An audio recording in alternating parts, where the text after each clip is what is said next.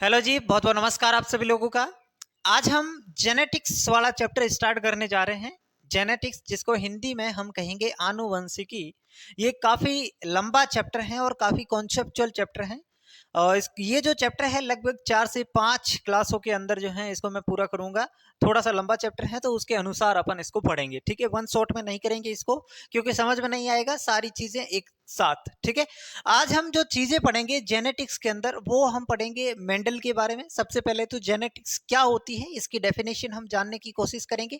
फिर जो है मेंडल के बारे में हम पढ़ेंगे, मेंडल का जीवन परिचय हम पढ़ेंगे, मेंडल ने क्या क्या कार्य किया, मटर पर कैसे काम किया, मटर पर ही क्यों काम किया, ये सारी चीजें। उसके बाद में हम जो है कुछ इंपॉर्टेंट जो है कैरेक्टर पढ़ने वाले हैं। इंपॉर्टेंट कैरेक्टर का मतलब है इंपॉर्टेंट शब्दावली, जिसे हाँ शब्दावली इंपॉर्टेंट हम वो पढ़ने वाले हैं, क्योंकि जेनेटिक्स जो है अगर आप इन शब्द को नहीं समझ पाओगे तो आपके लिए डिफिकल्ट हो जाएगी। तो पहले हम शब्द समझेंगे, अलील क्या होता है, होमोजाइगस क्या होता है, हेट्रोजाइगस क्या होता है, डोमिनेंट रिसेसिव, ये सारी चीजें हम पहले पढ़ेंगे। उसके बाद हम मोनोहाइब्रिड क्रॉस क्या होता है, डाई हाइब्रिड क्रॉस क्या होता है, उसके बारे में जानेंगे। फिर मेंडल के 3 नियम है, प्रभाविता का नियम, पृथक्करण का नियम और स्वतंत्र अपव्यूहन का नियम, उनके बारे में जानेंगे। तो मोटा मोटी आज का जो है क्या क्या पढ़ने वाले हैं वो चीजें मैंने आपको बताई।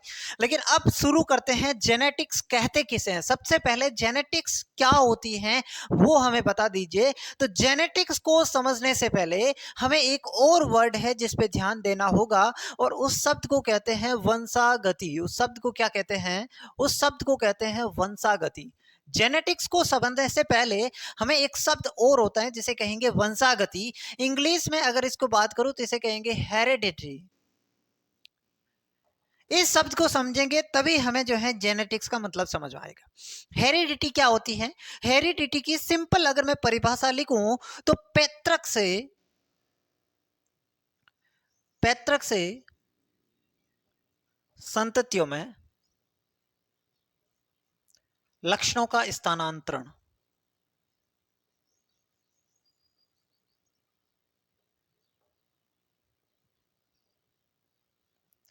ये इसकी सिंपल सी डेफिनेशन है कि पैतृक से संततियों में लक्षणों का स्थानांतरण। अगर आपको ये नहीं समझ में आ रही है, वैसे तो ये समझ में आ रही है, लेकिन फिर भी अपन एक दूसरी डेफिनेशन लिखने का प्रयास करते हैं कि वंशागति क्या होती है।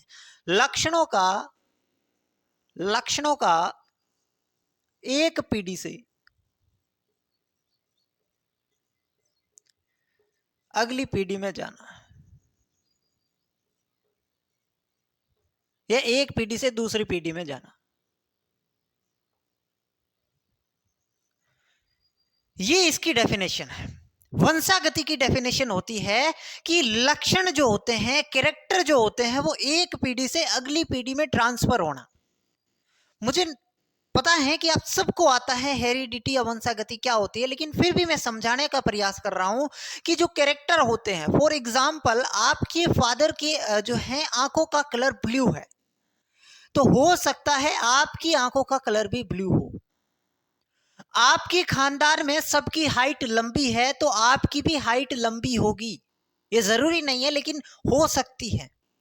उसका रीजन क्या है? जो कैरेक्टर है वो एक पीढ़ी से अगली पीढ़ी में जा रहे हैं, उसे हम कहेंगे वंशागति। यानी कि जो लक्षण है, जो कैरेक्टर है, उसका नेक्स्ट पीढ़ी में ट्रांसफर होना, उस ये जो प्रोसेस है, इसके लिए हमने एक शब्द दिया है, उसे नाम दिया है वंशागति। सबसे पहले वंशागति को समझने का प्रयास करेंगे, फिर जेनेटिक्स पे आएंगे। वंशागति अगर आपको समझ में आ गया, जेनेटिक्स बस बाएं हाथ का खेल है। बाएं का हाथ का खेल होता है कि दाएं हाथ का खेल होता है, पता नहीं मुझे, तो मैंने तो ऐसे ही बोल दिया। चलो, वंशागति क्या होती है बताइए। वंशागति क्या होती है? एक पीढ़ी से दूसरी पीढ़ी में लक्षणों का स्थानांतरण, transfer of the character from one generation to next generation, इसे कहेंगे वंशागति या हेरिडिटी। समझ में आ गया? एग्जाम्पल भी मैंने बता दिया कि जैसे कि तुम्हारे फादर की हाइट अगर टॉल है तो तुम्हारी भी हाइट टॉल होगी। तो ये क्या हुआ? वो लक्षण तुम्हारे अंदर ट्रांसफर हो गया, ठीक है। अब आते हैं जेनेटिक्स पे। वंशागति समझ आ गया, अब आते हैं जेनेटिक्स। हिंदी नाम सबको पता है, जेनेटिक्स को क्या कहते हैं? हिंदी नाम सबको पता है, आनुवंशिकी। नहीं पता है तो लिखा हुआ है आनुवंशिकी। क्या होती है आनुवंशिकी? आनुवंशिकी क्या होती है? बहुत सिंपल, विज्ञान की वह शाखा जिसमें वंशागति का अध्ययन किया जाता है। वंशागति का अध्ययन किया जाता है। बताओ किसी को कोई दिक्कत इस डेफिनेशन में? जेनेटिक्स की डेफिनेशन में किसी को कोई दिक्कत? भाई जो वंशागति है उसका अध्ययन हम जिस ब्रांच में करते हैं, विज्ञान की, साइंस की अलग अलग ब्रांचेज होती है, उसमें से जिस ब्रांच में हम वंशागति का अध्ययन करेंगे वही ब्रांच जेनेटिक्स कहलाएगी। इससे सिंपल क्या हो सकता बताइए? जिस ब्रांच में, विज्ञान की जिस शाखा में हम वंशागति का अध्ययन करेंगे, हेरिडिटी का अध्ययन करेंगे, उसे हम जेनेटिक्स कह दे रहे हैं बस। अब वंशागति क्या होती है ये तुमको पता है कि लक्षण जो होते हैं उनका एक पीढ़ी से अगली पीढ़ी, उससे अगली पीढ़ी, उससे अगली पीढ़ी, ऐसे ट्रांसफर होना, इसे कहते हैं वंशागति। और उसका अध्ययन हम जिसमें करते हैं उसे कहते हैं जेनेटिक्स। बस ये इतनी चीजें अगर आपको क्लियर है, बताइए क्या चीजें क्लियर है? ठीक है, अब हम थोड़े से चीजें पढ़ लेते हैं कि फादर ऑफ जेनेटिक्स कौन है। फादर ऑफ जेनेटिक्स सबको पता है, मुझे लिखाने की भी जरूरत नहीं है, लेकिन पढ़ा रहा हूं तो लिखाना तो पड़ेगा, है ना। फादर ऑफ जेनेटिक्स कौन है? जी जे मेंडल। जी जे मेंडल, पूरा नाम क्या है जी जे मेंडल का बताइए? अगर किसी को जी जे मेंडल का पूरा नाम आता है तो वो कमेंट सेक्शन में बताएंगे। जी जे मेंडल, ठीक है। ग्रेगर जोहन मेंडल, ये इनका पूरा नाम है, ग्रेगर जोहन मेंडल, ठीक है। ये हो गए फादर ऑफ जेनेटिक्स। लेकिन ये तो सबको ही आता है, ये तो सबको ही आता है, तो एग्जामिनर नहीं चाहेगा कि वो ऐसा क्वेश्चन पूछे। वो क्या पूछेगा? वो पूछेगा father of experimental genetics. Experimental genetics, ये क्वेश्चन आ गया। अब एक जेनेटिक्स का फादर आए तब तो ग्रेगर जॉन मेंडल जी है, लेकिन अगर एक्सपेरिमेंटल जेनेटिक्स का फादर आपसे पूछ ले तब कौन होगा? तो एक्सपेरिमेंटल जेनेटिक्स का मतलब समझ गए? ऐसी जेनेटिक्स जिसमें बहुत ज्यादा एक्सपेरिमेंट किया गया है, ठीक है, तो वो हो जाएंगे आपके T H Morgan. Sorry, T H Morgan. Mendelian genetics पढ़ने के बाद हम जो है एक्सपेरिमेंटल जेनेटिक्स को पढ़ेंगे। मॉर्गन वाली जो जेनेटिक्स है उसके बारे में भी पढ़ेंगे, और ये जेनेटिक्स इससे थोड़ी सी टफ भी है, ठीक है। तो ये जो है एक्सपेरिमेंटल जेनेटिक्स के फादर माने जाते हैं टीएच मॉर्गन को, ठीक है। और एक चीज आपको और बताना है, father of modern genetics. Modern का मतलब समझते हैं सब? फादर ऑफ मॉडर्न जेनेटिक्स, तो इसमें जो नाम आएगा वो आएगा बैटसन का। किसका नाम आएगा? बैटसन का। ये तीन नाम आपको याद रखने हैं, मतलब रखने हैं।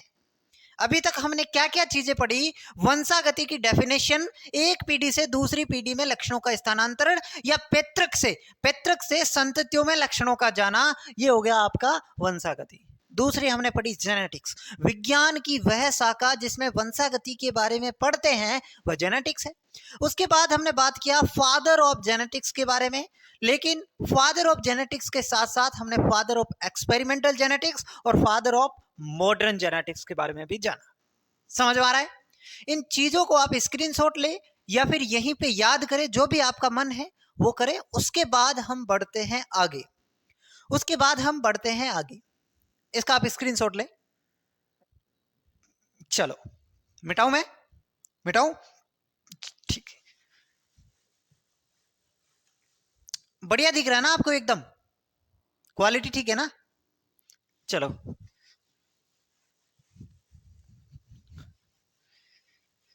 अब हम मेंडल का परिचय जानेंगे थोड़ा सा। आज हम सिंपल चीजें पढ़ेंगे, ज्यादा ऐसे नहीं। आज हम माहौल बनाने की कोशिश कर रहे हैं, फिर धीरे धीरे थोड़ी सी अच्छी चीजें भी पढ़ेंगे, लेकिन धीरे धीरे, है ना। तो अब हम मेंडल का थोड़ा सा जीवन परिचय भी जान लेते हैं, है ना। मेंडल था कौन, क्या किया उन्होंने, ठीक है। मेंडल के बारे में जानेंगे। मेंडल का जो जन्म हुआ, वैसे ये चीजें आए नहीं आए ये नहीं पता है क्योंकि इतनी इंपॉर्टेंट नहीं है, लेकिन फिर भी अपन तो लिखेंगे है ना। मेंडल का जन्म जो है वो हुआ 22 जुलाई 1822 को। ये मेंडल का जन्म डेट है, बर्थडे है, ठीक है। बर्थ डेट क्या है? 22 जुलाई 1822 को। ओके, कहां जन्म हुआ? ऑस्ट्रिया में। जन्म कहां हुआ? ऑस्ट्रिया नामक देश में, ठीक। मेंडल का पैसा क्या था? पैसे से वे एक पादरी थे, पादरी जिसको मॉन्क बोलते हैं शायद, अपने जैसे कि मंदिर में साधु होते हैं, ठीक है। तो उसी प्रकार चर्च के अंदर शायद ये मॉन्क होते हैं, मुझे नहीं पता एग्जैक्टली, लेकिन आई होप ऐसा भी होता होगा। लेकिन ये अपने काम की चीज ही नहीं है, अपन को तो बस इतना सा जानना है कि वो एक पैसे से पादरी थे, मॉन्क थे, ठीक। इसके साथ साथ वो एक महान गणितज्ञ भी थे, इसके साथ साथ वो एक महान गणितज्ञ भी थे। अब कुछ लोगों के मन में डाउट आ रहा है कि सर, एक पादरी, संत जिसे आप कह सकते हैं, या फिर गणितज्ञ, मैथमेटिशियन, वो बायोलॉजी में कैसे घुसा? तो ये भी बड़ी अजीब बात है, पता नहीं क्या उसको खुजली हुई कि वो मतलब मेंडल जी किस में आ गई? बायोलॉजी में। उसका क्या रीजन था वो पता नहीं, ठीक। तो मेंडल के बारे में जो चीजें हमने आपको बताई कि 22 जुलाई 1822 को जन्म हुआ ऑस्ट्रिया में, पेशे से वे एक पादरी थे और महान गणितज्ञ भी थे। ये तो नॉर्मल चीजें। अब इंपॉर्टेंट काम की बात, मेंडल ने उद्यान मटर पर काम किया। उद्यान मटर, गार्डन पी, उद्यान मटर पर 7 वर्षों तक कार्य किया। इंपॉर्टेंट है, 7 वर्षों तक कार्य किया। क्यों किया? जेनेटिक्स को समझने के लिए। जेनेटिक्स को समझने के लिए मेंडल ने मटर पर काम किया। कौन से पौधे पे काम किया? मटर पे। कितने वर्षों तक काम किया? 7 वर्षों तक। कब से कब तक? ये भी इंपॉर्टेंट है, क्वेश्चन आता है। 1856 से 1863 तक। याद रखेंगे इस डेट को, कई बार एग्जाम में क्वेश्चन आ सकता है। बहुत इंपॉर्टेंट लाइन है। मेंडल ने उद्यान मटर पर 7 वर्षों तक काम किया। वो 7 वर्ष कौन से है? 1856 से लेकर के 1863 तक जो है मेंडल ने उद्यान मटर पर काम किया। क्यों किया ये आपको पता है? जेनेटिक्स को समझने के लिए। उद्यान मटर को गार्डन पी बोला जाता है इंग्लिश में। समझ में आ रही है मेरी बात आपको? समझ में आ रही है? लेकिन उद्यान मटर पे तो वो कार्य किया, तब वो सफल हुआ, लेकिन क्या उसने उद्यान मटर से ही काम स्टार्ट किया? क्या सबसे पहले उसने अपना कार्य उद्यान मटर पर ही शुरू किया? तो ऐसा नहीं था। उद्यान मटर पर कार्य करने से पहले उसने और भी पादप थे, जैसे कि एक पादप का नाम है होकविड, एक पादप का नाम है लबलब। ये 2 ऐसे पादप थे जिस पे इन्होंने उद्यान मटर से भी पहले काम किया, लेकिन ये इनमें सफल नहीं हो पाए। उद्यान मटर से पहले इन पौधों पे काम किया। आप अपने हिसाब से इसको लिख लेना, लेकिन मैंने जो बता रहा हूं वो आप समझना, ठीक है। अब इनके अंदर वो सफल नहीं हो पाए। रीजन क्या था? रीजन इसके अंदर ये था कि इसमें ट्रू ब्रीडिंग, ब्रीडिंग मतलब समझते हैं, प्रजनन, ट्रू ब्रीडिंग वैरायटी नहीं पाई जाती है। ये रीजन था, ये रीजन था जिसकी वजह से मेंडल इन दोनों पौधों पर कार्य किया लेकिन सफल नहीं हो पाया। समझ में आ रही है? क्या चीजें पढ़ी हमने? मेंडल ने उद्यान मटर पर 7 साल काम किया, 1856 से 1863 तक। लेकिन उद्यान मटर पर काम किया, उसमें वो सफल हुआ, इसलिए ये हम पढ़ रहे हैं। क्या उसने सबसे पहले जो है अपना काम शुरू उद्यान मटर पे ही किया? नहीं, उससे पहले भी उसने 2 और प्लांट थे जिस पे कार्य किया था, लेकिन उसमें वो सफल नहीं हो पाए। और वो पौधे कौन से थे? होकविड और लेबलेब, ये दो पौधों का नाम है। क्यों सफल नहीं हो पाए? क्योंकि इनमें ट्रू ब्रीडिंग वैरायटी नहीं पाई जाती है। तो क्या इसमें पार्थेनोजेनेसिस पाया जाता है? इसमें क्या पाया जाता है? पार्थेनोजेनेसिस पाया जाता है। ठीक है, ये चीज आपको ध्यान में रखनी है। अब इसका आप स्क्रीनशॉट ले। अब हम पढ़ेंगे कि उद्यान मटर पर ही काम क्यों किया। बहुत सारे पौधे थे चूज करने को, तो मटर का पौधा चयन करने का कारण क्या था? मटर का पौधा ही क्यों चुना मेंडल ने अपने एक्सपेरिमेंट के लिए? ठीक है, इसके बारे में बात करेंगे, लेकिन इसका आप स्क्रीनशॉट लेंगे, फिर हम बात करेंगे नेक्स्ट। इसका आप स्क्रीनशॉट लेंगे।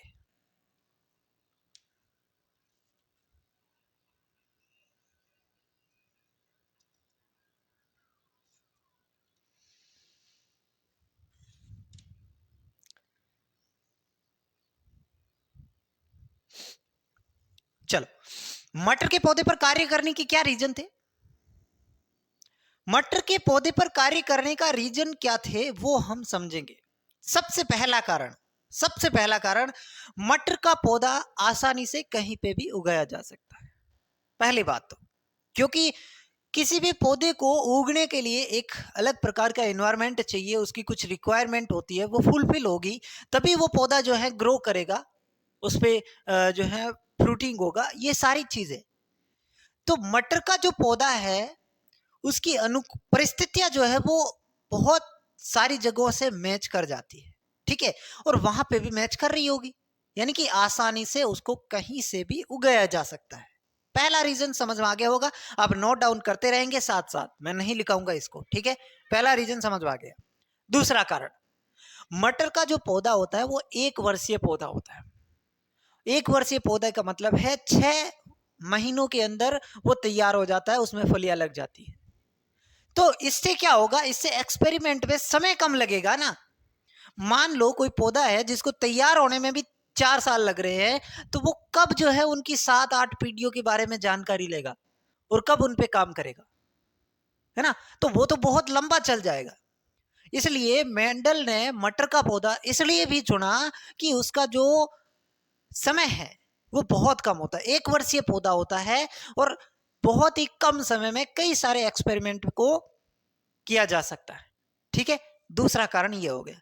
तीसरा कारण, मटर का जो पौधा होता है वो एक बार में ही बहुत सारे बीजों का निर्माण करता है, और अगर बहुत सारे बीजों का निर्माण किया तो उससे एरर चांसेस कम हो जाते हैं। जितने ज्यादा बीज होंगे एरर चांसेस उतने ही कम होंगे।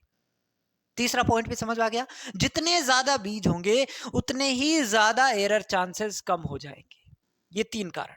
चौथा कारण, इसमें ट्रू ब्रीडिंग वैरायटी पाई जाती है। जैसा कि मेंडल ने इन पे काम किया, इनमें ट्रू ब्रीडिंग वैरायटी नहीं थी तो ये काम नहीं हो सका, लेकिन इसको मटर को चुनना, इसलिए इसमें ये वैरायटी है, ये कैरेक्टर इसमें है। तो चौथा लक्षण है, इसमें ट्रू ब्रीडिंग वैरायटीज पाई जाती है। ठीक है, और क्या हो सकता है? और पांचवा कैरेक्टर आप ये लिख सकते हैं कि इसके अंदर कृत्रिम संकरण करवाना भी आसान है, आर्टिफिशियल हाइब्रिडाइजेशन करना भी आसान है। ये सारे के सारे कैरेक्टर बटर में थे जो मेंडल को चाहिए थे। अब आप कहेंगे सर ये कैरेक्टर क्यों जरूरी है? तो कुछ ना कुछ जरूरी होगा, तभी ना मेंडल ने मटर को चुना। ये सारे कैरेक्टर उसने देख के ही चुना होगा इसको। ठीक है, तो मटर के पौधे में कौन कौन से लक्षण हैं? 5 लक्षण मैंने आपको बताया। सबसे पहला लक्षण, इसको आसानी से कहीं पे भी उगाया जा सकता है। दूसरा, ये एक वर्षीय पौधा है इसलिए परीक्षण में कम समय लगेगा। तीसरा, मटर का जो पौधा होता है वो एक बार में बहुत सारे बीजों का निर्माण करेगा जिससे एरर चांसेस कम हो जाते हैं। चौथा, इसमें ट्रू ब्रीडिंग वैरायटी पाई जाती है। पांचवा, इसमें कृत्रिम संकरण करना आसान होता है।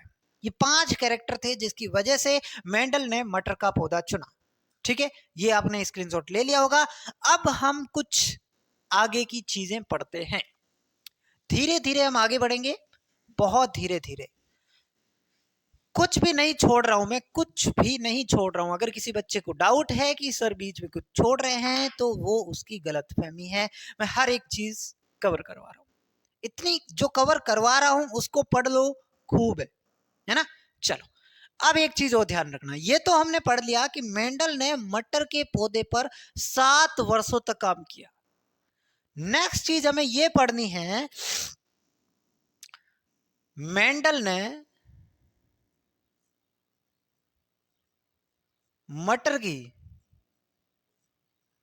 7 जोड़ी किस्मों पर काम किया। 7 जोड़ी किस्मों पर कार्य किया।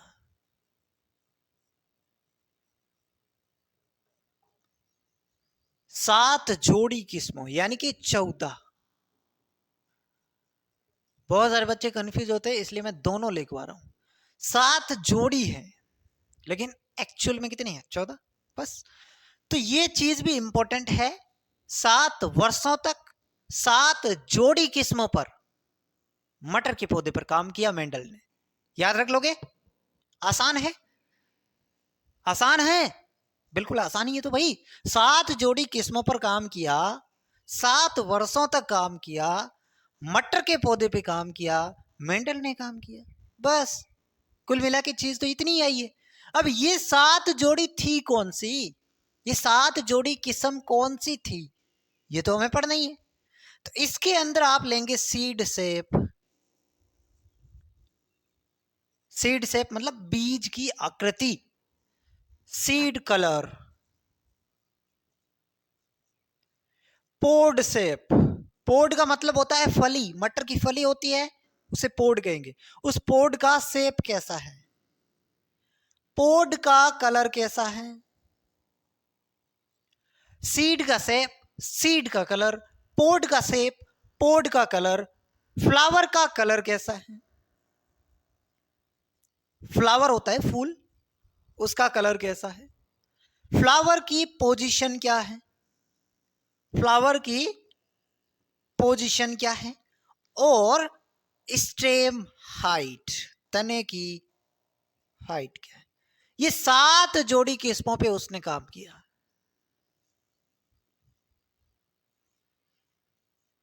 हो गए 7। अब आप कहेंगे 7 जोड़ी कैसे? तो हर एक के 2 रूप होंगे। सीड का शेप राउंड भी हो सकता है, सीड का शेप रिंकल्ड भी हो सकता है ना। सीड का कलर येलो भी हो सकता है, सीड का कलर ग्रीन भी हो सकता है, कुछ भी तो हो सकता है। चलो हाँ, तो अब सीड का शेप कैसे हो सकता है? यहां पे जो मैं पहले लिख रहा हूं वो होगा डोमिनेंट। डोमिनेंट को हिंदी में कहेंगे प्रभावी, और बाद में जो मैं लिखूंगा वो होगा रेसेसिव। रेसेसिव को हिंदी में कहेंगे अप्रभावी। समझ में आ रहा है? डोमिनेंट और रेसेसिव। तो सीड शेप में डोमिनेंट क्या होगा? राउंड। सीड जो है वो गोल हो सकता है या रिंकल्ड हो सकता है। रिंकल्ड का मतलब क्या हो गया भाई? मुरझाया हुआ, है ना, चिपका हुआ। एक होता है राउंड, एकदम फूला फूला सा। ओके। सीड का कलर क्या हो सकता है? तो सीड का कलर येलो हो सकता है जो कि इसमें डोमिनेंट में आएगा, और ग्रीन हो सकता है। और क्या हो सकता है? ग्रीन हो सकता है। अब आपसे पूछ ले पोड का शेप क्या होगा? पोड का शेप क्या होगा?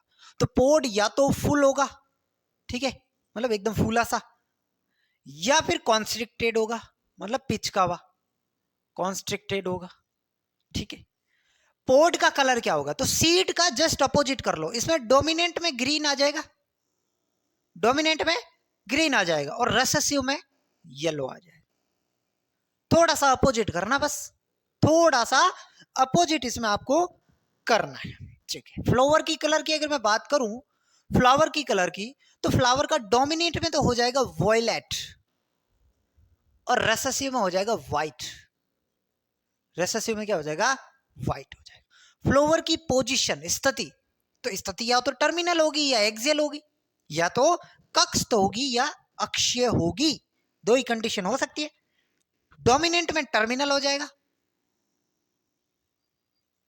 यानी कि कक्ष, और इसमें ये एक्सियल हो जाएगा। स्टेम हाइट के 2 प्रकार हो सकते हैं, या तो वो टोल हो सकता है या वो ड्वार्फ हो सकता है। ड्वार्फ मतलब बोना। तो इसमें डोमिनेंट कैरेक्टर कौन से है और रेसेसिव कैरेक्टर कौन से हैं, दोनों चीजें मैं आपको बता रहा हूं, और इसके साथ रेसेसिव क्या है वो भी बता रहा हूं। 7 जोड़ी ये रही और इसके अंदर ये रहा। क्लियर? सारी चीजें आप यहीं पे देख के याद करेंगे, बहुत आसान है। Seed shape seed colour 2 character, pod shape pod colour 4 character, flower colour flower position 6 character और स्टेम हाइट 7। अब इसमें होगा क्या, ये स्टेम हाइट सबको याद रहता है, टॉल और ड्वार्फ होगा। कलर है तो कलर या तो येलो होगा या ग्रीन होगा, तो ध्यान रखना डोमिनेंट पे कौन सा आएगा, रेसेसिव कौन सा आएगा। ठीक है, सीड के अंदर डोमिनेंट येलो है जबकि पोड के अंदर डोमिनेंट ग्रीन है ना। ऐसे याद रखना है, पोड शेप ये याद रख लो बस, है ना। कोई दिक्कत नहीं, कोई दिक्कत नहीं, सारी चीजें डन है नहीं है बताओ। अगर डन है तो फिर हम आगे बढ़ते हैं, फिर हम आगे बढ़ते हैं। इसको मिटा दूं मैं, ये लिख लिया होगा 7 जोड़ी किस्मों पर काम किया। चलो अब कुछ इंपॉर्टेंट बातें मैंने आपको बतानी है। ये जो कैरेक्टर है, ये जो मेंडल के 7 लक्षण हैं, ये सिर्फ 4 गुणसूत्र पे पाए जाते हैं। ये बात आप लिखेंगे। ये किसने बताया, मेंडल ने नहीं बताया, एस ब्लिक्स नाम का एक वैज्ञानिक था, एस ब्लिक्स ने बताया कि ये 7 लक्षण केवल 4 अलग अलग गुणसूत्रों पर पाए जाते हैं। गुणसूत्रों पर पाए जाते हैं।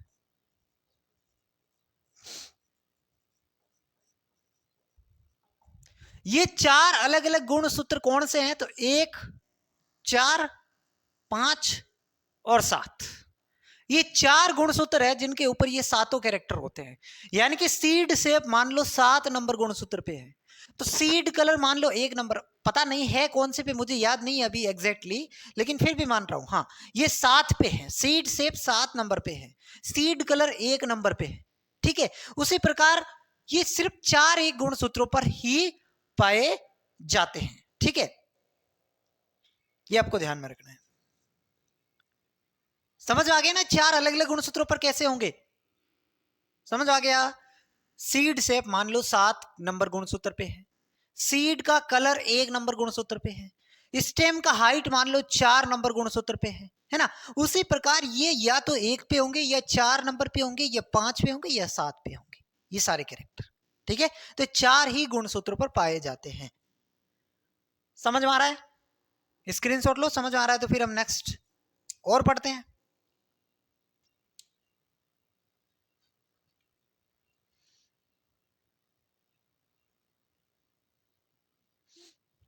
मिटाऊं, चल अब देखो, अब क्या होता है ध्यान से समझना। अभी तक हम आपको हिस्ट्री बता रहे हैं कि हुआ क्या, है ना। अभी हम जेनेटिक्स में घुसे ही नहीं है। किसी को लग रहा है कि जेनेटिक्स हम पढ़ना शुरू कर दिए, तो ये गलत है भाई, ऐसा मत सोचो। अब देखो 1865 के अंदर, 1865 में मेंडल का कार्य प्रकाशित होता है। मेंडल का कार्य प्रकाशित होता है।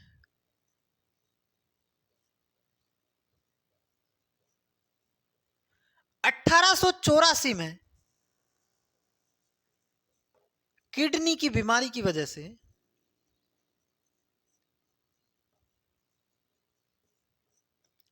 मेंडल की मृत्यु हो जाती है। मेंडल की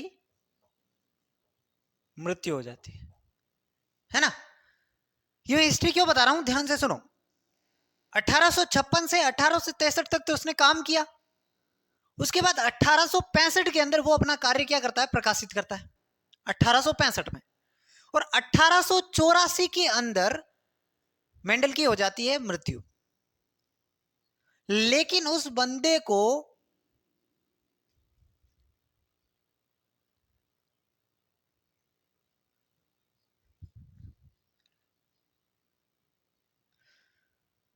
चलो सुनो, 1865 में मेंडल अपना कार्य प्रकाशित करता है, 1884 में उसकी मृत्यु हो जाती है। और उसके कार्य को कोई देखता भी नहीं है। उसने जो काम किया वो कोई नहीं देखता है। होता क्या है देखो, सन 1900 के अंदर तीन वैज्ञानिक आते हैं। सन 1900 में तीन वैज्ञानिक आते हैं। तीन वैज्ञानिकों ने मेंडल के कार्यों को पुनः खोजा। मेंडल के कार्यों को पुनः खोजा। मेरी बात समझ में आएगी आपको? ध्यान से सुनना।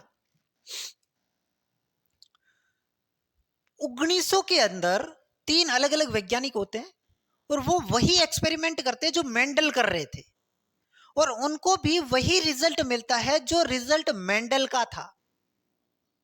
समझ में आ रही मेरी बात? 1900 तक मेंडल का जो कार्य है वो अप्रशंसनीय रहा, किसी ने उस पर ध्यान ही नहीं दिया। कितने वर्षों तक? 1865 में उसका कार्य प्रकाशित हुआ, और 1900 के अंदर जाते जाते लोगों को पता चला कि जो लोग तुमने 1900 में खोजा है वो मेंडल ने 1865 में प्रकाशित कर दिया। इसलिए 35 सालों तक जो है मेंडल का कार्य अप्रशंसनीय रहा। ठीक है, यहां पे लिख भी देना, मेंडल के कार्य को पुनः खोजा और वही परिणाम प्राप्त हुए। वही परिणाम प्राप्त हुए। इसलिए 35 वर्षों तक, कितने होते? लगभग 35 ही होते। 35 वर्षों तक मेंडल का कार्य अप्रशंसनीय रहा।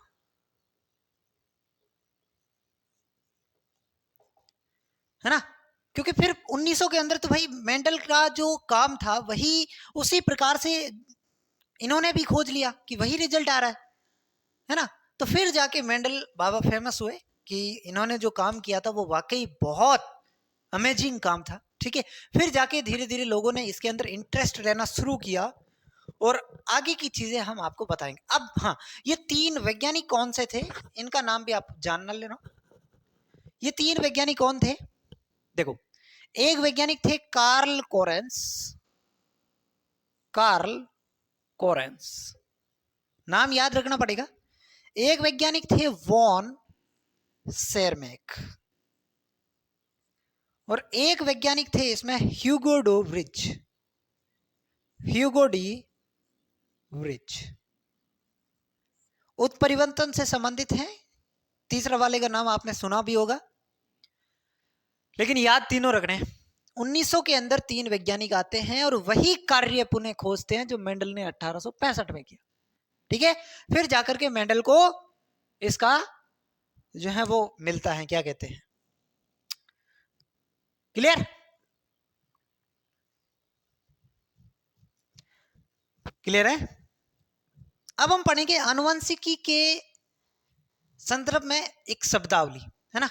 कुछ शब्द हैं जिसके बारे में हम जानने की कोशिश करेंगे, क्योंकि वो शब्द बहुत बार बीच में आएंगे और हमें परेशान करेंगे बार बार, इसलिए अच्छा है हम उनको पहले से पढ़ लें। ठीक है, तो ये मैं मिटा रहा हूं, इसका भी स्क्रीनशॉट लें। अब मेंडल की सफलता के क्या कारण है ये आपसे पूछ ले। वैसे ये क्वेश्चन कंपटीशन एग्जाम में आने लायक नहीं है, लेकिन बोर्ड एग्जाम में इसको पूछ सकते हैं कि मेंडल की सफलता के क्या कारण थे। तो आप क्या बताएंगे? क्या बताएंगे, बताओ?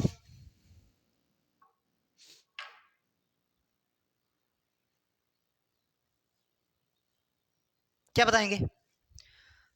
मेंडल की सफलता के कारण क्या है? सबसे पहला कारण मेंडल की सफलता का कि मेंडल ने जो है गणित की, सांख्यिकी का जो है और तर्कों का प्रयोग इसमें किया। मैथमेटिक्स का प्रयोग उसने बायोलॉजी के अंदर किया, और ये बहुत बढ़िया बात थी क्योंकि कैलकुलेशन उसकी बहुत परफेक्ट आई उससे। वो एक महान गणितज्ञ थे, और महान गणितज्ञ होने की वजह से उन्होंने बायोलॉजी के एक्सपेरिमेंट में मैथमेटिक्स का प्रयोग किया। ठीक है, जिससे कैलकुलेशन बहुत परफेक्ट रही। पहला कारण। दूसरा उन्होंने अपने एक्सपेरिमेंट के लिए मटर के पौधे को चुना, यह भी उसकी सफलता का दूसरा कारण है। तीसरा, मेंडल ने एक से अधिक लक्षणों को चुना और उस पर ध्यान दिया। तीसरी, चौथी बात, मेंडल ने अपने परीक्षणों का रिकॉर्ड रखा और एक परीक्षण की तुलना दूसरे परीक्षण से की। ऐसे बहुत सारे चीजें हैं जो मेंडल की सफलता के कारण माने जाते हैं। ठीक है, लिख लेंगे आप अपने हिसाब से, कोई बात नहीं। ठीक है, इतना इंपॉर्टेंट नहीं है अगर आप कंपटीशन एग्जाम की तैयारी कर रहे हैं। अब हमारा जो टॉपिक है वो है आनुवंशिकी से संबंधित शब्दावली। आनुवंशिकी से संबंधित शब्दावली, कुछ इंपॉर्टेंट चीजें हम पढ़ेंगे। सबसे पहले होता है लक्षण। क्या होता है लक्षण? क्या होता है? कैरेक्टर। कैरेक्टर की स्पेलिंग क्या होती है मुझे नहीं पता, ई होता है कि वो होता है? लक्षण क्या होता है? क्या होता है लक्षण, बताओ।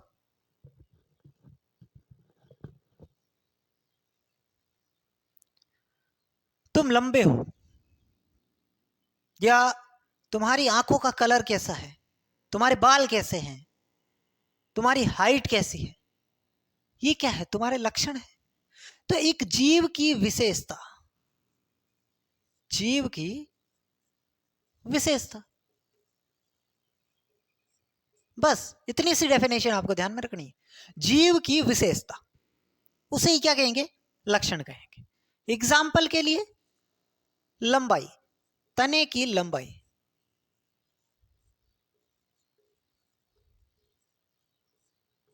तने की लंबाई, या आंखों का कलर,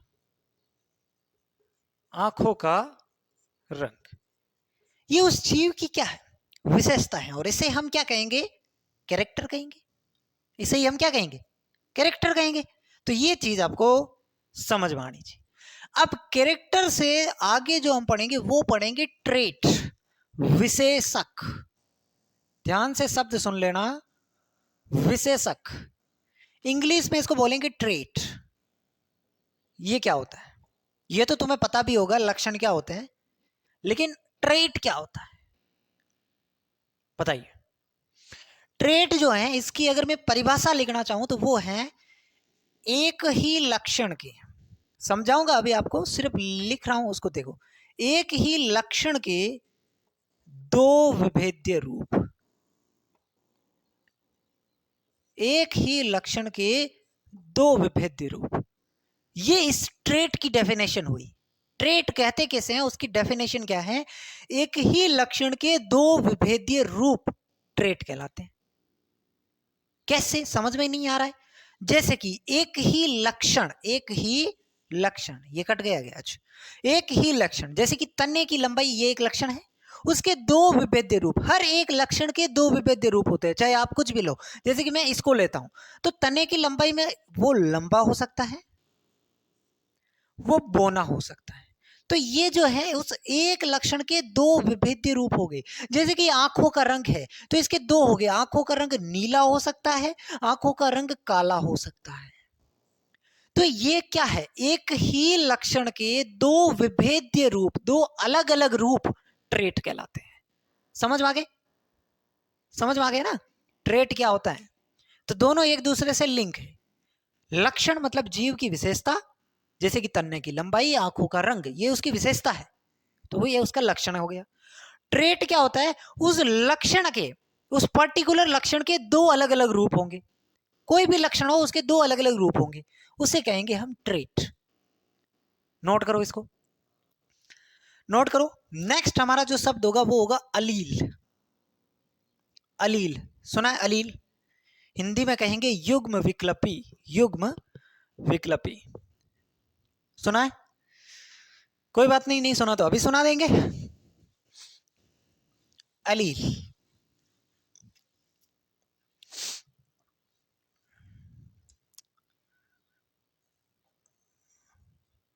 हिंदी में इसको बोलेंगे युग्म,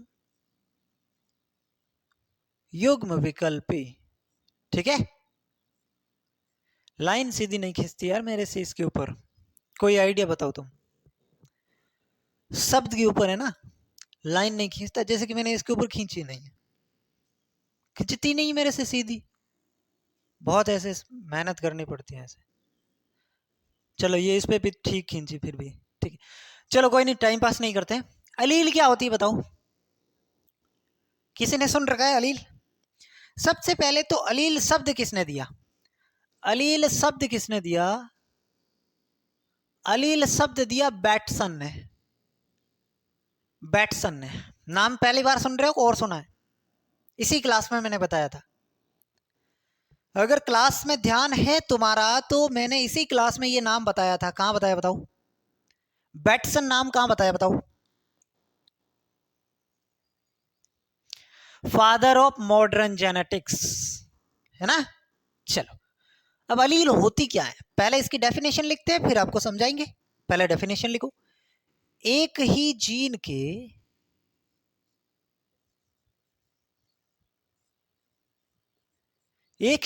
के थोड़े भिन्न रूप। एक ही जीन के थोड़े भिन्न रूप कैसे? देखो सुनो,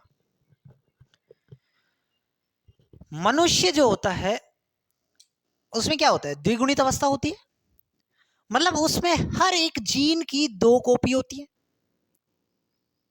ध्यान से समझना, नहीं तो समझ में नहीं आएगा। अलील क्या होता है? मनुष्य के अंदर द्विगुणित अवस्था होती है, मतलब हर एक जीन की दो कॉपी होती है। हर एक जीन की कितनी कॉपी होती है? दो कॉपी होती है। कहां से आती है? एक मां से, एक पिता से, एक मदर से, एक फादर से, ठीक है? सॉरी, हर एक जीन की दो कॉपी होती है और वो कहां से आती है? एक मदर से, एक फादर से। अब एक जीन का क्या काम होता है? एक जीन एक लक्षण को निरूपित करता है। मान लो एक जीन एक्स है तो वो आंखों का रंग निर्धारित कर रहा होगा। एक जीन वाई है तो वो बालों का टेक्सचर निर्धारित कर रहा होगा कि बाल तुम्हारे कैसे होंगे, करली बाल होंगे कि स्ट्रेट बाल होंगे, कि वो बाल कैसे होंगे, उसका कलर जो है वो निर्धारित करता होगा, है ना? तो इसमें यही होता है कि उसी एक ही जीन के थोड़े से भिन्न रूप। कैसे? समझो ध्यान से। मान लो एक जीन है, मान लो एक जीन है और वो जीन आंखों के रंग को निर्धारित कर रहा है। वो जीन किसके लिए है? आंखों के रंग के लिए है। अब हमारे अंदर एक जीन के दो कॉपी होती है, जो एक आता है मदर से और एक आता है फादर से। एक आता है मदर से, एक आता है फादर से। अब वो जीन है, उसका काम सेम है। उसका काम क्या है? आंखों का रंग निर्धारित करना, यह है। लेकिन मदर से जो जीन आया वो ब्लू कलर की आई के लिए निर्धारित करेगा और फादर से जो जीन आया वो ब्लैक कलर की आई को निर्धारित करेगा। मैं दोबारा समझाऊंगा, आप टेंशन मत लो। मैं इसको बार बार समझाऊंगा जब तक तुम्हें समझ में नहीं आए, लेकिन तुम ध्यान दो, ठीक है? मैंने कहा एक जीन की दो कॉपी आती है हमारे अंदर, एक मां से, एक पिता से। ये बात आपको समझ में आ गई, ठीक है? आपके शरीर में जितने भी जीन है उसकी दो कॉपी है, जिसमें से एक कॉपी आपकी मां से आई, एक कॉपी आपके पिता से आई। जीन का काम क्या होता है? जीन क्यों आते हैं तुम्हारे शरीर में? जीन क्या करते हैं? आपके अंदर के कैरेक्टर को डिसाइड करना, आपके लक्षण को निर्धारित करना। मान ले आपके आंखों का रंग भूरा है, आपकी आंखों का रंग ब्लैक है, तो वो किसके कारण है? जीन के कारण ही तो है। उसका रीजन क्या है? जीन है। किसी के बाल एकदम करली होते हैं, एकदम ऐसे, और किसी के बाल एकदम स्ट्रेट होते हैं, किसी के बाल मुलायम होते हैं, किसी के बाल कठोर होते हैं। तो वो किसकी वजह से होते हैं? जीन की वजह से होते हैं। यानी कि जीन क्या करते हैं? लक्षणों का निर्धारण करते हैं। तो मान लो जो जीन है, मैंने माना वो जीन आंखों के रंग को निर्धारित करेगा, है ना? आंखों के रंग को निर्धारित करेगा, ठीक है? तो वो जीन एक मां से भी आया है, वो जीन पापा से भी आया है। दोनों का काम क्या है? आंखों का रंग निर्धारित करना। लेकिन मां से जो जीन आया है, उस जीन की कॉपी जो मां से आई है वो ब्लू कलर आई के लिए है, और पापा से जो आई है वो ब्लैक कलर आई है ना? वो ब्लैक कलर आई को मतलब आई का कलर ब्लैक बनाना चाहिए, जबकि ये ब्लू। तो दोनों देखिए, दोनों जीन का काम क्या है? आंखों का रंग निर्धारित करना, लेकिन थोड़े से भिन्न है। देखिए, अब इसमें से जो डोमिनेट होगा वो आपकी आंखों का कलर होगा, वो चीज हम आगे देखते जाएंगे। लेकिन अभी तो दोनों अलग अलग है ना, तो यही तो मैंने लिखा, एक ही जीन के थोड़े भिन्न रूप। जीन एक ही है, माँ से जो जीन आया वही जीन, फादर से जो जीन आया वो भी एक ही जीन है, क्योंकि दोनों का काम है आंखों का रंग निर्धारित करना। लेकिन उसके थोड़े भिन्न रूप है, ये ब्लू कलर की आई के लिए है, जबकि ये ब्लैक कलर की आई के लिए। अब आंखों का कलर कैसा होगा आप कहेंगे सर? तो आंखों का कलर इसमें से जो डोमिनेंट होगा वैसे तुम्हारी आंखों का कलर हो जाएगा, है ना। दूसरा जो रेसेसिव होगा वो अपने आप को दिखा नहीं पाएगा, डोमिनेंट है वो आपको दिखा देगा, और वही आंखों का कलर आ जाएगा। तो ये है अलील, ये है अलील। समझ में आई? बताओ, अलील ये युग्म विकल्पी क्या होती है, समझ में आई? एक बात और लगना इसमें, एक जीन के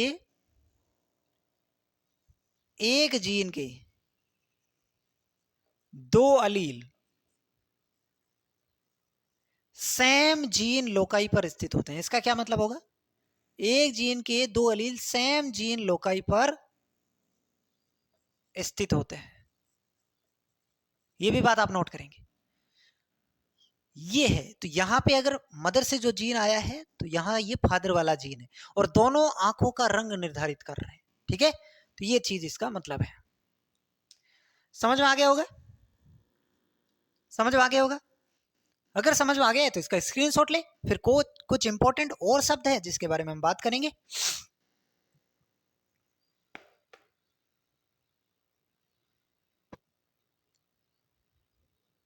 मिटाओ, चलो। अब एक चीज होती है डोमिनेंट अलील और रेसेसिव अलील। डोमिनेंट अलील यानी कि प्रभावी युग्म विकल्पी, ठीक है, लिख लेंगे आप, प्रभावी युग्म विकल्पी। और एक हो जाएगा रेसेसिव अलील, रेसेसिव अलील यानी कि अप्रभावी युग्म विकल्पी। एक होता है होमोजाइगस यानी कि समयुग्मजी, और एक होता है हेट्रोजाइगस यानी कि विषम युग्मजी। ये इतनी चीजें हमें और पढ़नी है, कुछ और पढ़नी है, लेकिन अभी एक बार के लिए इन चार चीजों के बारे में आप जानेंगे। डोमिनेंट अलील क्या होती है? वह अलील, वह अलील जो अपने आप को होमोजाइगस व हेट्रोजाइगस दोनों अवस्था में प्रकट कर पाती है। वह अलील जो अपने आप को समयुग्मजी तथा विषम युग्मजी दोनों अवस्थाओं में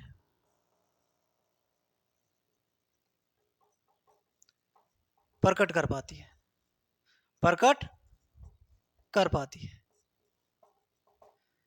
उसे क्या कहेंगे? डोमिनेंट अलील। हमने पहले भी बताया कि जो अलील अपने आप को प्रकट कर पाती है वह डोमिनेंट हो जाएगी, है ना। और डोमिनेंट का मतलब है वो दोनों अवस्था में, चाहे समयुग्मजीय अवस्था हो चाहे विषम युग्मजीय अवस्था हो। क्या होगा समयुग्म अभी हम पढ़ेंगे, लेकिन जो डोमिनेंट होगा वो किसी भी अवस्था में अपने आप को प्रकट कर लेता है।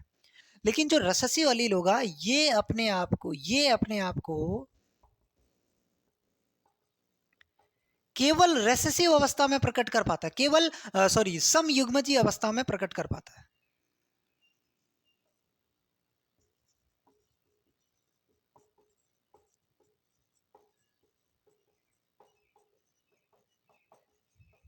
है ना।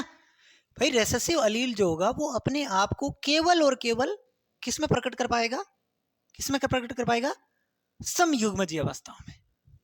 अब क्या होता है समयुग्मजी और विषम युग्मजी, ये तो बताओ।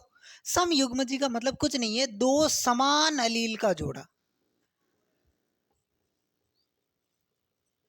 दो समान अलील का जोड़ा।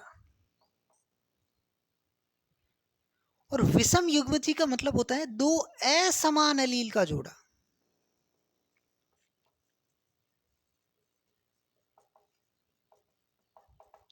चारों डेफिनेशन आपको क्लियर हो रही होगी, लेकिन आपको समझ में नहीं आ रहा होगा कि ये क्या है।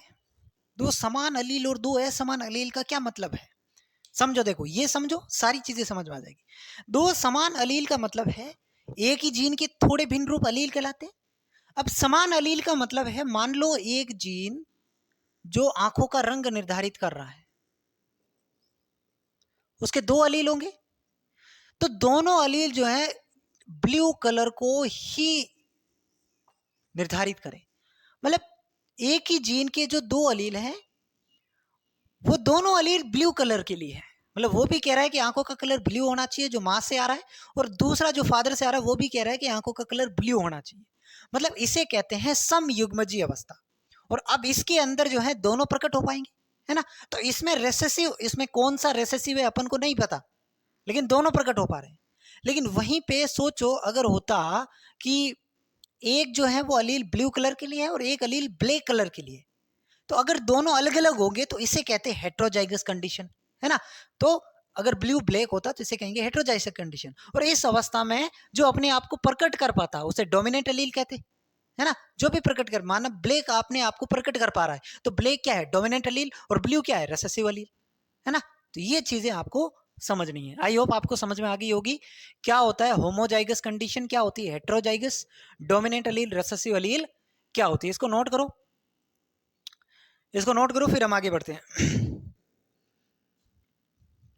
क्लियर।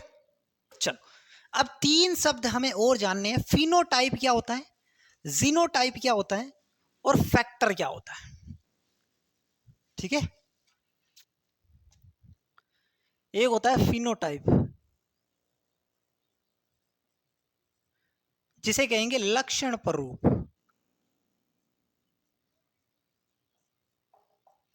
एक होता है जीनोटाइप, जिसे कहेंगे जीन प्ररूप।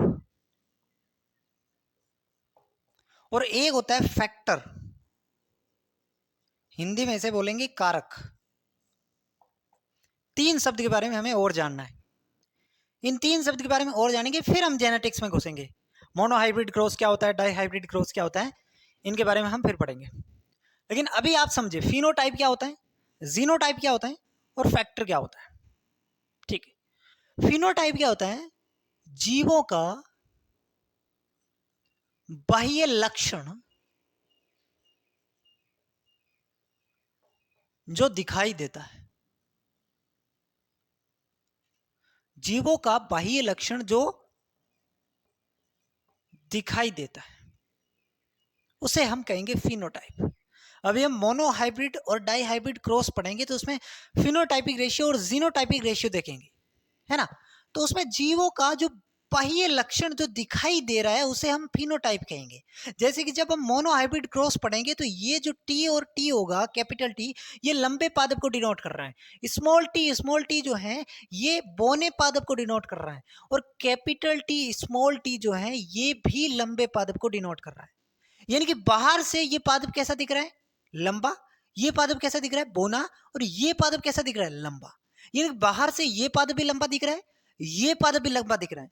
तो इन दोनों का जो फिनोटाइपिक रेशियो होगा वो समान होगा, है ना। दोनों बाहर से कैसे दिख रहे हैं, लंबे दिख रहे हैं, है ना। तो ये होता है फिनोटाइपिक रेशियो। जैसे कि एग्जांपल के तौर पे लंबा, तो ये उसका फिनोटाइप हो गया। बोना, ये उसका फिनोटाइपिक रेशियो हो गया। जीनोटाइप का मतलब होता है उसका internal genetic makeup, internal genetic backup. मतलब उसके अंदर से वो कैसा है। जैसे कि टी और टी ये भी क्या है, लंबा है। और टी और टी ये भी क्या है, लंबा है। मतलब दोनों का फिनोटाइप सेम है। फिनोटाइप सेम मतलब दोनों बाहर से सेम दिख रहे हैं, बाह्य लक्षण जो दिखाई दे रहा है वो क्या है, समान है। लेकिन क्या इसका जीनोटाइप सेम है, क्या इसका जीनोटाइप, इसका जेनेटिक मटेरियल सेम है, बिल्कुल नहीं। इसमें कैपिटल टी है, जब इसमें कैपिटल टी और स्मॉल टी है। समझ में आ रहा है। तो ये होता है जीनोटाइप, जो उसका आंतरिक जेनेटिक मटेरियल होता है उसे कहेंगे जीनोटाइप। दोनों में डिफरेंस आपको समझ में आ गया होगा, बहुत आसान है। फैक्टर क्या होता है, फैक्टर कुछ भी नहीं, फैक्टर यानी कि जीन, फैक्टर यानी कि जीन। अब इसको फैक्टर बोलो, जीन बोलो, नाम तो हमने ही रखा है। तो मेंडल जी ने इसको, जीन को मेंडल ने क्या कहा था? फैक्टर कहा था। मेंडल ने फैक्टर कहा था पहले। जीन शब्द बाद में जोहानसन के द्वारा दिया गया। जीन शब्द बाद में जोहानसन के द्वारा दिया गया। पहले इसे क्या बोला जाता था? फैक्टर बोला जाता था, है ना? पहले इसे क्या बोला जाता था? फैक्टर बोला जाता था। ये चीजें आपको समझनी है। क्लियर? इतनी चीजें क्लियर है ना? चलो, इतनी चीजें अगर आपकी क्लियर हैं तो फिर हम आगे बढ़ते हैं। इतनी चीजें क्लियर है? आज के लिए इतना ही रखते हैं। नेक्स्ट क्लास के अंदर हम मोनो हाइब्रिड और डाई हाइब्रिड क्रॉस के बारे में और मेंडल के जो नियम हैं उनके बारे में पढ़ेंगे, क्योंकि टाइम काफी हो गया, लगभग 1 घंटा हो गया है। और आज के लिए हम इतनी क्लास रखते हैं, फिर नेक्स्ट क्लास में हम पढ़ेंगे। आज हमने क्या क्या पढ़ा, एक बार उसको रिवाइज कर लेते हैं। इसका आप स्क्रीनशॉट लें, इसका आप स्क्रीनशॉट लें, फिर मैं एक बार जो भी पढ़ाया वो उसको रिवाइज करवा दूं। चलो, आज हमने क्या क्या पढ़ा? सबसे पहले हमने पढ़ा जेनेटिक्स होती क्या है। ध्यान से सुनेंगे, अब आंख बंद करके। जितने भी बच्चे मुझे यहां तक देख रहे हैं वो एक बार ध्यान से सुने। एक बार हम रिवाइज कर लेते हैं। सबसे पहले पढ़ा हमने जेनेटिक्स क्या होती है। तो मैंने कहा जेनेटिक्स से समझने से पहले तुम्हें एक और शब्द समझना होगा, हेरिडिटी, वंशागति क्या होती है। वो अगर समझ आ गया तो जेनेटिक्स समझ आ जाएगी। तो वंशागति क्या होती है? एक पीढ़ी से दूसरी पीढ़ी में लक्षणों का जाना या पैतृक से संततियों में लक्षणों का स्थानांतरण होना वंशागति कहलाता है। और विज्ञान की जिस शाखा में वंशागति का अध्ययन करते हैं उसे जेनेटिक्स कहेंगे। अच्छा, उसके बाद हमने father of genetics Gregor John Mendel को बताया, एक्सपेरिमेंटल जेनेटिक्स में टी.एच. मॉर्गन और मॉडर्न जेनेटिक्स में बेटसन। उसके बाद मैंने कहा मेंडल का परिचय जानते हैं। तो मेंडल का जन्म सन 1822 में 22 जुलाई 1822 को ऑस्ट्रिया नामक देश में हुआ। पेशे से वे एक पादरी थे और महान गणितज्ञ थे, मैथमेटिशियन थे। मेंडल ने उद्यान मटर पर, गार्डन पी पर 7 साल तक काम किया, 1856 से 1863 तक। लेकिन उससे पहले उन्होंने होगवीड और लेबलेब पर भी काम किया, लेकिन उनमें ट्रू ब्रीडिंग वेराइटीज नहीं होने की वजह से वो उसमें सफल नहीं हो पाए। उसके बाद मेंडल ने मटर का पौधा चुना। उसके रीजन क्या थे? तो कहीं भी आसानी से उगाया जा सकता है, बहुत सारे बीजों का निर्माण करता है जिससे एरर चांसेस कम हो जाते हैं। इसके अलावा जो मटर का पौधा होता है 1 वर्षीय होता है, परीक्षण में कम समय लगता है, ट्रू ब्रीडिंग वेराइटी इसमें पाई जाती है और कृत्रिम संकरण इसमें करना आसान होता है। उसके बाद हमने की कि जो मटर का पौधा होता है उसके मेंडल ने 7 जोड़ी मटर के पौधे पर काम किया। वो 7 जोड़ी या 14 किस्में पर काम किया। वो कौन कौन सी थी? तो सीड का शेप, सीड का कलर, पोड का शेप, पोड का कलर, फ्लावर पोजीशन और इसके अलावा स्टेम हाइट। उसमें डोमिनेंट कौन था, रेसेसिव कौन सा था, ये भी हमने देखा। वो 4 अलग अलग गुणसूत्र पर होते हैं, 1, 4, 5 और 7। ये एस ब्लिक्स ने बताया। 1865 के अंदर मेंडल अपना कार्य प्रकाशित करता है और 1884 में मेंडल की मृत्यु हो जाती है। 1865 के बाद 1900 तक मेंडल का कार्य जो है वो प्रसिद्ध नहीं हो पाता है, उसको उसके ऊपर कोई ध्यान नहीं दे पाता है। लेकिन 1900 के अंदर मेंडल होता है फेमस। कैसे? क्योंकि 1900 के अंदर मेंडल का जो काम था उसी काम को जो है 3 अलग अलग वैज्ञानिक आते हैं और वही काम खोजते हैं। कौन से थे वैज्ञानिक? कार्ल कोरेंस, वॉन सेरमेक और ह्यूगो डुबरिज। ठीक है।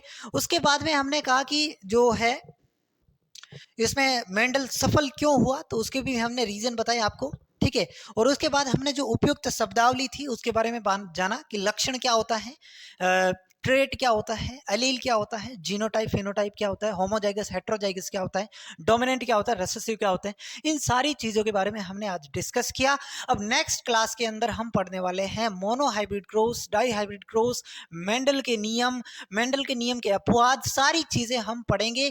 जरूर आप नेक्स्ट क्लास में पढ़ेंगे, वहीं से आपका असली जेनेटिक्स स्टार्ट होगा। आज हमने सिर्फ माहौल बनाने की कोशिश की है, कल से हम धूम मचाएंगे, है ना? तो जितने भी विद्यार्थी यहां तक मुझे देख रहे हैं, अगर आपको ये वीडियो पसंद आया तो अपने दोस्तों के साथ शेयर करेंगे और अगर आप चाहे तो चैनल को सब्सक्राइब करेंगे। धन्यवाद, मिलते हैं किसी अगले वीडियो में।